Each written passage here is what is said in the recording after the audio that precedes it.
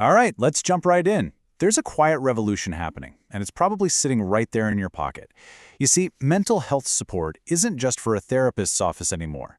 It's going digital, and frankly, it's changing everything we thought we knew about getting care. So, here's our game plan for this explainer.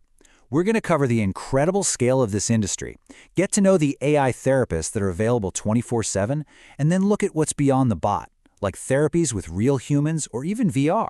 And most importantly, we'll figure out how to find a quality app, look at the actual evidence and the cost, and then wrap it all up with a digital toolkit to help you make a really informed choice. Okay, first up, let's just try to wrap our heads around the sheer scale of this thing. This is not some small niche trend. We're talking about an economic and social tidal wave. Just look at this number. By 2032, the digital mental health market is projected to be worth over $500 billion. This isn't just a fad, it's a fundamental shift in healthcare, and it's being fueled by huge investments and a massive demand for care that people can actually access. And what's driving that massive number? Well, it's people, millions of them. As you can see, we're looking at over 116 million people using these services just this year. And by 2032, that's expected to almost triple. This kind of explosive growth is happening because, well, these digital tools are finally starting to solve some really old problems in mental health care, like access, cost, and even stigma. Next up, let's zoom in on what's probably the most accessible piece of this whole universe: the AI-powered tools that literally put support right in your pocket. So what is an AI chatbot, really? Well, think of it like this. It's a super smart program on your phone. It uses conversational AI, kind of like the smart assistants you already talk to, but this one is trained in proven therapy techniques like cognitive behavioral therapy or CBT to give you immediate support whenever you need it. But here's the thing. Not all bots are created equal, not by a long shot. This here shows you some of the leaders in the field. You've got WISA, which is actually used by the UK's National Health Service. Then there's Uper, which has been featured in a major medical journal for how effective it is. And Wobot is backed by multiple randomized controlled trials, and those are the gold standard for clinical research. But wait, digital mental health is so much more than just chatbots. Let's pull the camera back and look at some other really powerful technologies that can connect you with actual human professionals or even create entirely new therapeutic worlds. So on one side, you've got online therapy, which uses tech to make talking to a licensed human therapist incredibly easy and convenient. And then on the other side, you have something that honestly feels like it's straight out of science fiction: virtual reality therapy, which uses these immersive digital worlds for powerful treatments, like helping someone overcome a phobia.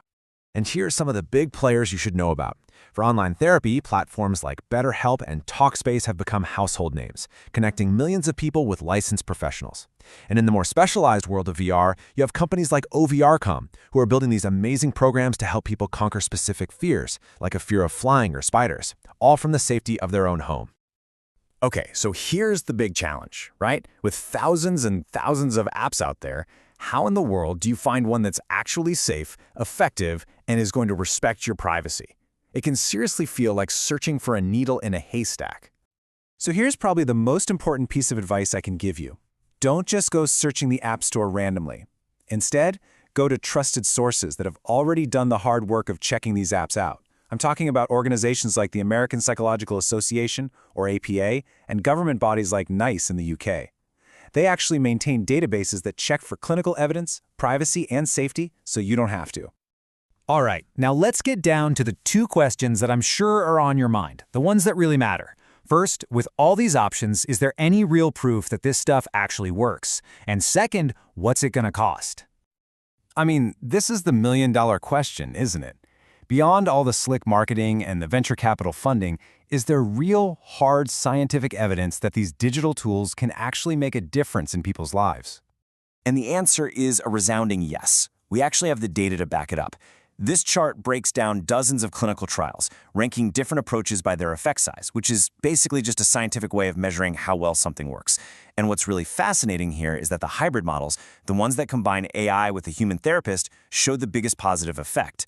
This probably works so well because you get the 24/7 availability of AI, plus the empathy and nuanced thinking of a human. But look, even AI chatbots on their own show a clear, measurable benefit. And this right here, this chart just perfectly shows you the other half of the story, the cost, the accessibility. Traditional therapy can easily run you over $400 a month. Online therapy brings that down. But look at the AI chatbots. We're talking $10 to $20 for a premium subscription. That is an absolute game changer when it comes to making support affordable. Okay, so we've talked about the market, the tech, the evidence. Let's pull it all together now into a simple toolkit that you can actually use to make a smart choice for yourself. Think of this as your personal checklist. First, ask yourself, what do I need right now? Am I in crisis, or do I need ongoing support? Or am I just focused on wellness? Second, think about your budget. Third, and this is the most important one, check a professional database. Once you've done that, you can narrow it down.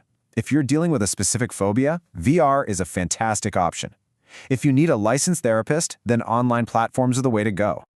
So, if there's one thing to take away from all this, it's this. Digital mental health isn't some far-off future concept. It's here, right now.